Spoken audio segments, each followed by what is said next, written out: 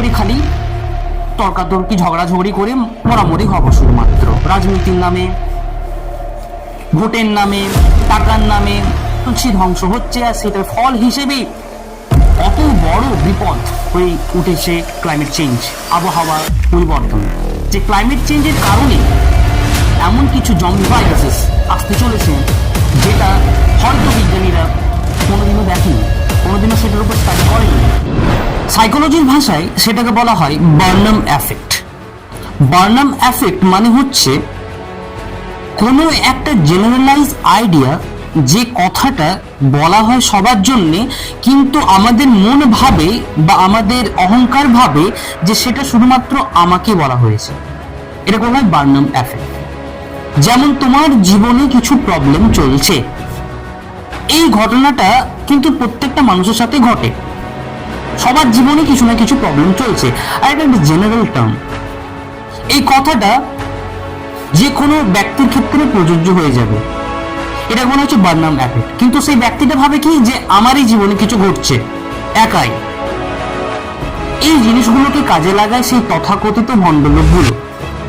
তারা কিছু ট্রিক্স, কিছু পদ্ধতি দ্বারা লোককে মূর্খ বানায় বারবার। আর এইভাবে তারা সমাজে এই ধারাবদ্ধ যে অন্ধবিশ্বাসটা তারা বজায় রাখতে পারে। কেন? কারণ আমরা তথ্যকে সম্মান দিতে জানি না, আমরা তথ্যকে খুঁজি না। আর এখন এই টেকনোলজির যুগে, এই এআই যুগে আমরা সেটা অতি সহজভাবে করতে পারি জাস্ট একটা ক্লিকে। সবাই গুগলের ব্যাপারে জানো, সবাই এআই এর ব্যাপারে জানো, চ্যাট জিপিটি, গ্রোক অনেক রয়েছে, কিন্তু আমরা সেটাকে শুধুমাত্র ইউজ করি আমাদেরই স্বার্থপূর্তির কাজে, আমাদেরই অন্ধভোগের কাজে, মজের কাজে। তার জন্য সেখান থেকে আমরা ফ্যাক্টকে খুঁজি না, সেখানে আমরা খুঁজি শুধুমাত্র আমাদেরই ভোগবৃত্তির অনুসারে থাকা কিছু বিষয়গুলি। তাই এখন আমাদের বোধ সাহিত্য দরকার, প্রচুর পরিমাণে দরকার। মানব ইতিহাসে যতটা দরকার ছিল তার থেকে এখন সব থেকে বেশি দরকার। কারণ এখন মানুষ এত ডিপ্রেসড, এত ভিতরে ভিতরে মরা যে তারা কিচ্ছু নিজের থেকে জানতে চাইছে না, তারা শুধুমাত্র পড়ে থাকতে চাইছে। তাদেরকে সেই ঘুম থেকে জাগানোর জন্য চাই বোধ সাহিত্য।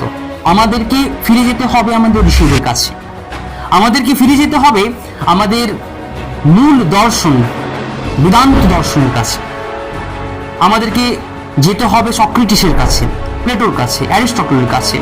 ওয়ার্ল্ড ফিলোসফিকে সার্চ করতে হবে আমাদের, সায়েন্সের প্রতি ভালোবাসা আনতে হবে আমাদের। তবে মাত্র আমরা এই অন্ধবিশ্বাসকে কাটাতে পারব। এই অন্ধবিশ্বাসের জ্বর কিন্তু আমাদের একদম গভীরে প্রবেশ করে গেছে। এই অন্ধবিশ্বাসকে কাটাতে গেলে আমাদেরকে বোধের সেই হাতিয়ার দরকার, না হলে কিন্তু আমাদের জীবনকে প্রতিনিয়ত তছনছ করে যাচ্ছে আর করেই যাবে। আর এটাই অ্যাকুমুলেট ভাবে বেড়ে গিয়ে পরিণত হয়ে যায় ক্লাইমেট চেঞ্জে। Because climate change is nothing but the problem of human ignorance.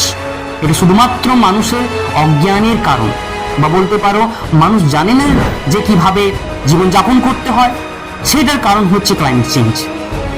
আর তাই আমাদের এই বোধ সাহিত্যের ওয়ার্ল্ড উইজডম লিটারেচার, সেখানে আমাদেরকে ফিরে যেতে হবে। আমাদেরকে সেই সমস্ত জ্ঞানীদেরকে পড়তে হবে, তাদের জীবনের সংঘর্ষকে জানতে হবে। তবে মাত্র আমরা সঠিক মানব হিসাবে বিকাশ করতে পারবো আমাদের জীবনে। আমরা অনেক কিছু এই গুগলের মাধ্যমে জানতে পারি। গুগল নিশ্চয়ই তোমরা সবাই ইউজ করতে জানো।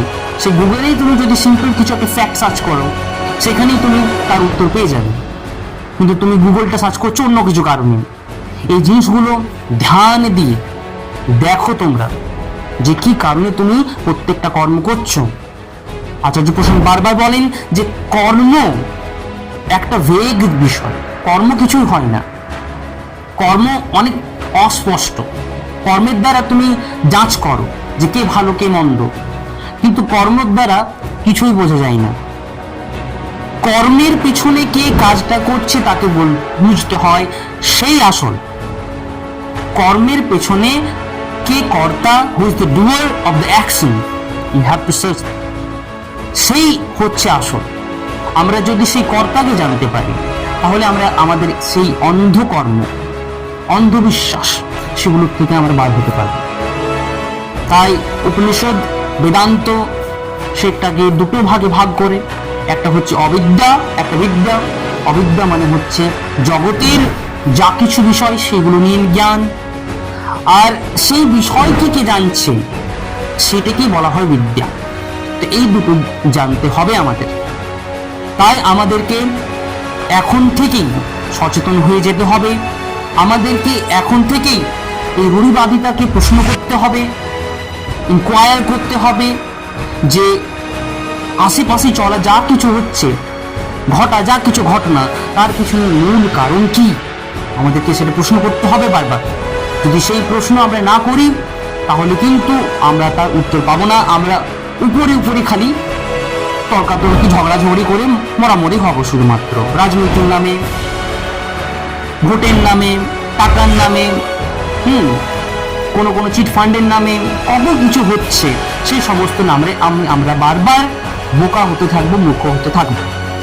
এই জিনিসগুলো যদি আমরা না বুঝি, আমাদের জীবন কিন্তু বারবার বলছি ধ্বংস হচ্ছে, আর সেটার ফল হিসেবে অত বড় বিপদ হয়ে উঠেছে ক্লাইমেট চেঞ্জ, আবহাওয়া পরিবর্তন। সায়েন্টিস্টরা এটাও বলছেন যে ক্লাইমেট চেঞ্জের কারণে এমন কিছু জম্বি ভাইরাসেস আসতে চলেছে, যেটা হয়তো বিজ্ঞানীরা কোনোদিনও দেখেনি, কোনোদিনও সেটার উপর স্টাডি করেননি। সেই জম্বি ভাইরাসগুলো এত খতরনাক যে তাদের ফেটালিটি রেট হতে পারে অনেক বেশি। যেটা আমরা করোনা ভাইরাস পেয়েছিলাম 2020 সালে, সেটার মারণ ক্ষমতা ছিল মাত্র 4%। সেই জম্বি ভাইরাসগুলো এত খতরনাক হতে পারে, সেটা একেবারে মানব সভ্যতাকে শেষ করে দিতে পারে। আর সেটা কিন্তু এই যে আমাদের পোলার রিজনস রয়েছে, সেখানে পার্মাফ্রস্টের নিচে সেটা কিন্তু নিচে চাপা হয়ে আছে। এই জিনিসগুলো আমাদেরকে পড়তে হবে, জানতে হবে, তবে মাত্র আমরা আমাদের একটা সুগঠিত সমাজ, সুনিয়োজিত সমাজ, চেতনপূর্ণ সমাজ তৈরি করতে পারব। ধন্যবাদ আপনাদের দেখার জন্য। যতটা সম্ভব হয় আপনি এই ভিডিওটি দেখুন, লাইক করুন, সাবস্ক্রাইব করুন, শেয়ার করুন। আর কোনো যদি আরও জানার থাকে কমেন্ট সেকশনে জানান আপনারা। ধন্যবাদ।